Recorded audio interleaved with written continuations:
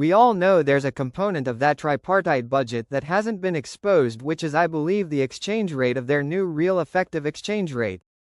I find things are pretty interesting on who is where. Right now we are being told Sadani is in Prague, one of his top deputies is at the US in New York, Pres. Trump is now sitting down with India's Modi, so let's think BRICS. Let's think World Court. Let's think UN for monetary values change. We are talking World Court, UN, and pretty much everybody is where they should be to make something move. I enjoy watching geopolitical moves right now. What do we need in order to have a new exchange rate for the currency of Iraq? Security and stability. Let's see where we stand. We've heard from different sources, about 4 or 5 different sources that came in with very similar information, and the overall consensus is that it's ready to be started or ready for us to receive notifications. The next piece of intel that we received from a U.S. Space Force contact that said that we would be exchanging, according to this source, no later than Saturday, the 15th of the month. America stops the dollar cash to Iraq. Will the dollar rise against the dinar? Remember, this is the use of cash dollar. They will still have electronic transfer from the feds of dollars to Iraq. But this is a move that I believe is in agreement with the CBI to finally shut down the parallel market for good. This comes on the heels of the issue with Raffidian banks continue smuggling of the cash dollars to Iran. This is an amazing article. Wow article. The US is finally doing it. They should have cut off the dollars off years ago. We would be much farther ahead now in the RV process. But now it is being done. A good sign for us investors. How will this impact the Iraqi economy? Seems to me the US wants the dinar to rise in value, and this may be leading us to something very important.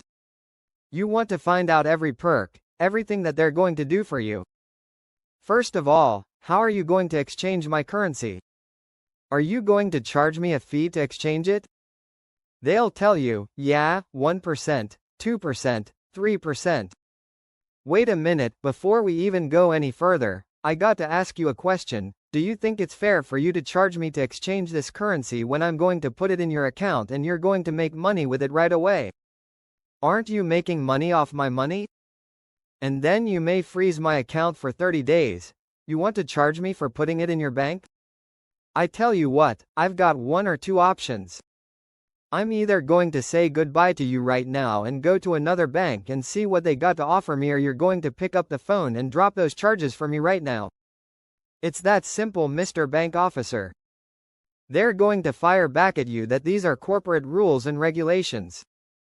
Yeah, they can be changed because I got a lot of currency. Do you want my business or not? Kurdistan region hasn't been up front with all their non-oil revenues. You got to pay attention because the non-oil revenue streams are going to be more than their oil, or at least similar. Source: loans and advances have been suspended in banks since the beginning of the year.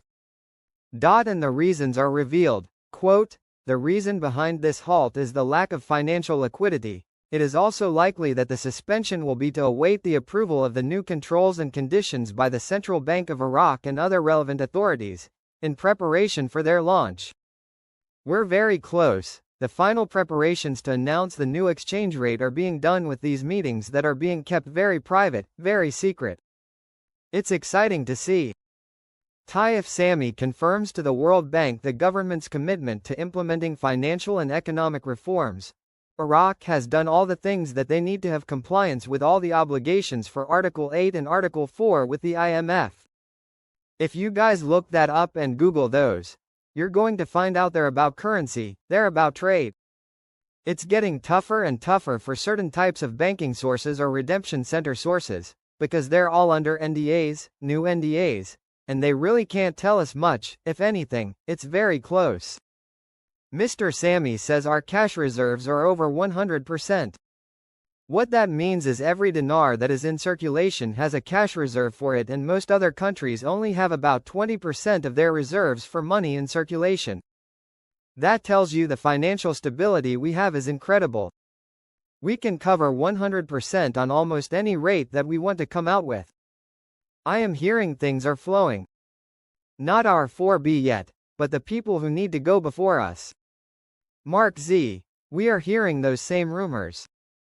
I was saying last night that we are such a tight-knit community, if someone is paid, we would all know it. I have not been able to confirm from anybody that they are receiving dollars, yet. When it is time, I will scream like a stuck pig. Prime Minister Mohammed Shia al-Sudani discussed, on Saturday, with U.S. Senator Alyssa Stotkin, the joint agreements and understandings between Baghdad and Washington. The Prime Minister's office stated in a statement received by Shafaq news agency, al-Sudani received, today, Saturday, at his residence in Munich, the U.S. Senator for the Democratic Party, Senator Alyssa Stotkin.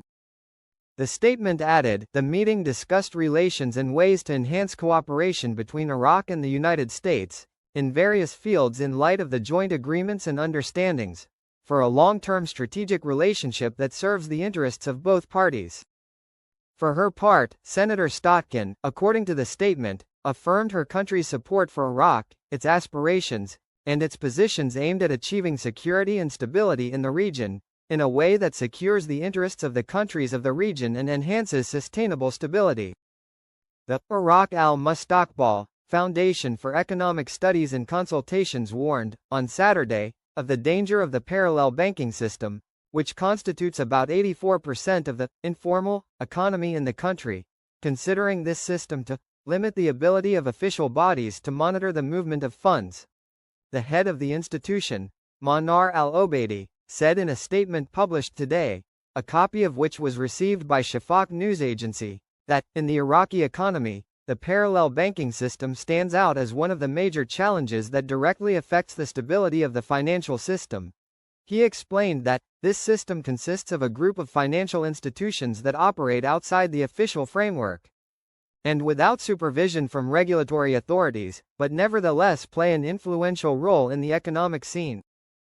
Al-Obaidi also pointed out that, these institutions have emerged gradually over the past 20 years, starting from simple financial activities until they developed into entities that provide services similar to official banks, such as lending, credit facilities, receiving deposits, and transferring money internally and externally, adding that, among these institutions we find salary distribution outlets, exchange shops, consumer associations, and even some non-profit organizations. He added, these institutions were able to achieve widespread popularity for several reasons. The first is the absence of effective oversight, which made work procedures easier compared to official banks, which attracted many customers looking for flexible and fast alternatives. The second and more important reason is the great demand